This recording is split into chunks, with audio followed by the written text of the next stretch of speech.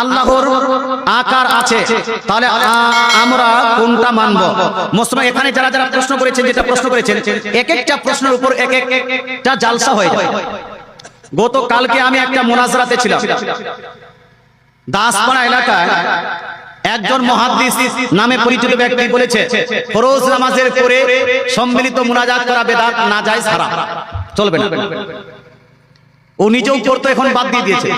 তো ওটারই কালকে মুনাজারা ছিল, ওপেন চ্যালেঞ্জ ছিল যে আমরা আসছি, জালসা করছি, যারা পারবে আমাদের সঙ্গে মুনাজারার জন্য আসতে পারে। কথা বোঝা গেল? আসলো না, এসেছিল কিছু, এসেছিল দূর থেকে কথা বলছে। আমি যখন বললাম ভাই দূর থেকে নয়, কাছে আসো, এখানে বসে মুনাজারা করো, বসে ডিবেট করো, তো এত করে ডাকলাম, আসলোই না। কথা বোঝা গেল? ও দূর থেকে মুসলমান। এই যে আকার নিরাকার, আকার নিরাকার প্রসঙ্গে আমার একটা বই লেখা আছে, গোটা একটা বই, আল্লাহ সাকার না নিরাকার, এই প্রসঙ্গে বইটি আপনি পড়বেন। আমাদের সুন্নিদের আকীদা হলো আল্লাহ তাআলার কোনো আকার আকৃতি নাই। জোরে বলেন সুবহানাল্লাহ। আল্লাহর কোনো আকার নাই, আকৃতি নাই। There is no shape of Almighty Allah. There is no shade of Almighty Allah. There is no picture of Almighty Allah. There is no statue of Almighty Allah. There is no body of Almighty Allah. There is no any part of body of Almighty Allah. আমাদের বিশ্বাস হলো আল্লাহর কোনো আকার নাই, আল্লাহর কোনো আকৃতি নাই, আল্লাহর কোনো দেহ নাই, আল্লাহর কোনো ছবি নাই, আল্লাহর কোনো মূর্তি নাই, আল্লাহর কোনো অঙ্গ অংশ নাই। কথা বোঝা গেল? এবার আপনি বলবেন হুজুর, কোরআন শরীফের মধ্যে মাঝে মধ্যে পাওয়া যায় ইয়াদুল্লাহ, আল্লাহর হাত, ওয়াজহুল্লাহ, আল্লাহর চেহারা, রিজলুল্লাহ, আল্লাহর পা, নাফসুল্লাহ, আল্লাহর নাফস। তো এই যে হাত, পা, চেহারা, এগুলা কি? তাহলে বুঝাই আপনাকে। দেখেন, আপনার মধ্যে দুইটা জিনিস আছে, দুই ধরনের জিনিস।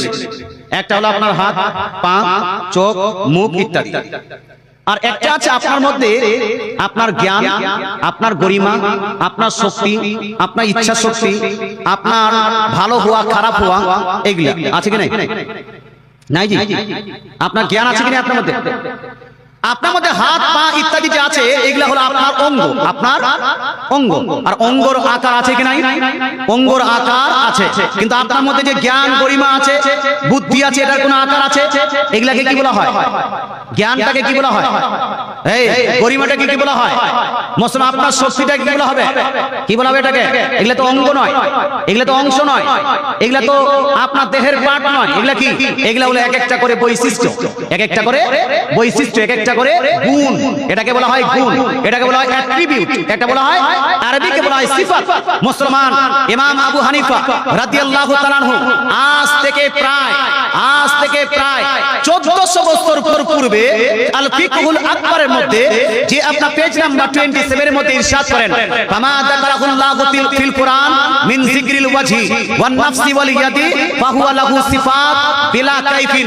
অর্থাৎ আল্লাহ তাআলা যে হাতের কথা, আল্লাহর যে চেহারার কথা কোরআনে উল্লেখ হয়েছে, এগুলা আল্লাহ তাআলা অঙ্গ অংশ নয়, এগুলা হলো এক একটা করে আল্লাহর গুণ, আল্লাহর অ্যাট্রিবিউট, আল্লাহ তাআলার বৈশিষ্ট্য। জোরে বলে সুবহানাল্লাহ। কি এগুলা বাপ? বৈশিষ্ট্য, এক একটা করে গুণ। আর গুণের কোনো আকার হয়? গুণের আকার হয়? তো আমাদেরও হাত আছে, আল্লাহরও হাত আছে, আল্লাহর হাতের কোনো আকার নাই। আমাদের হাতের আকার আছে কি নাই? আমাদের হাতের আকার আছে, আল্লাহর হাতের কোনো আকার নাই। আমাদেরও চেহারা আছে, আল্লাহরও চেহারা আছে, কিন্তু আমাদের চেহারাটা হলো আমাদের অঙ্গ, আর আল্লাহর চেহারাটা হলো আল্লাহর এক একটা গুণ। এই জন্য আল্লাহর চেহারার কোনো আকার নাই, মানুষের চেহারার আকার আছে। কথা বোঝা গেল? আপনাকে শুধু চেহারা দেখিয়ে ধোঁকা দিবে, আপনাকে শুধু হাত দেখিয়ে ধোঁকা দিবে। মুসলমান, আল্লাহর হাত আর মানুষের হাত কি এক? না। আল্লাহ তাআলা নিজে বলেন সূরা আয়াত নাম্বার 11, লাইসা কামিসলিহি শাই, আল্লাহর মতো বা আল্লাহর সঙ্গে কাউকে সাদৃশ্য করা যাবে না, আল্লাহর সঙ্গে কাউকে তুলনা করা যাবে না। আল্লাহ তাআলা বুঝার তৌফিক দান করুন, আমল করার তৌফিক দান করুন। আল্লাহ তাআলা নিরাকার না সাকার? এই জন্য আল্লাহ তাআলা নিরাকার না সাকার?